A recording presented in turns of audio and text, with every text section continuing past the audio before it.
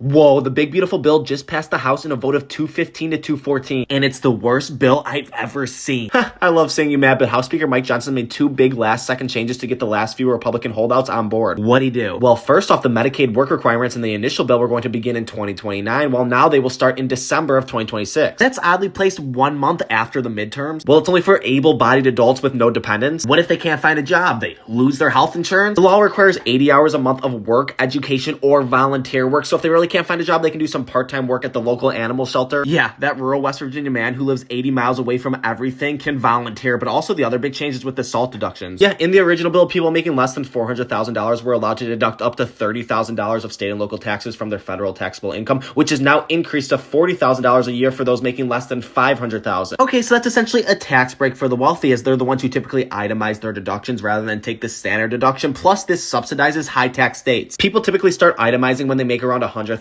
a year, so I wouldn't call that wealthy, especially in New York City and LA. Wealthy to a lot of people. Sure, but those were the two big provisions that got this bill passed, because the fiscal hawks love speeding up the Medicaid cuts and the moderate Republicans from blue states love the SALT. And I hate it all.